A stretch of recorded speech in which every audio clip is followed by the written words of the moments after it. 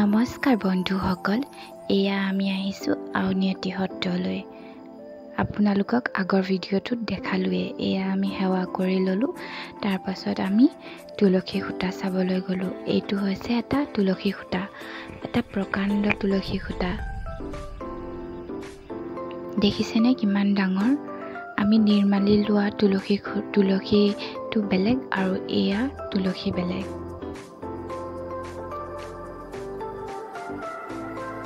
ইয়াত ধুনীয়াকৈ মিউজিয়ামত ৰখা হৈছে মানুহে চাবৰ কাৰণে। গ্লাছেৰে ধুনীয়াকৈ ঘৰটো সাজি থোৱা আছে। পৰিৱেশটো ইমানেই সুন্দৰ, গৈ খুবেই ভাল লাগিল। আহকচোন আমি ভকতজনৰ পৰা অলপ শুনো তুলসী খুঁটাৰ বিষয়েৰে।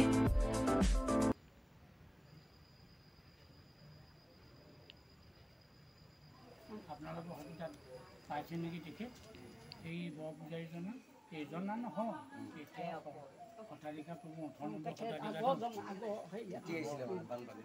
তাৰপৰা আৰু তেওঁলোকে যেনিবা সপোন দেখিলে, তাৰপৰা আৰু সকলোৱে গৈ আনিলেগৈ, আনি আৰু প্ৰতিষ্ঠা নকৰিলে আৰু তেওঁলোকে স্মৃতি হিচাপে ৰাখি থ'লে।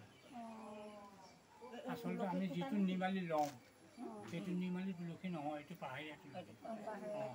সেইটো তুলসী আমি নিৰ্মালি লোৱাটো তুলসী ইমান ডাঙৰ নহয়।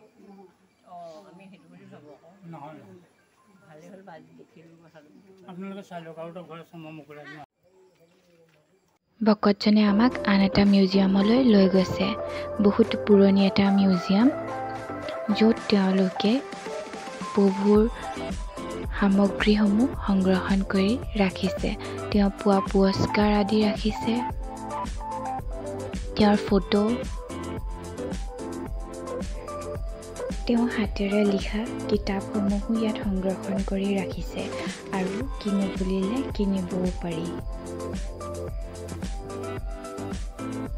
তেওঁ বিভিন্ন ধৰণৰ কিতাপো লিখিছে আৰু এটা মিউজিয়াম আছে য'ত আমি সোমাই আগৰ দিনৰ বস্তুসমূহ চাবলৈ পাৰোঁ। তাত ফটো কৰা নিষেধ আছিল, সেইকাৰণে ইমানেই।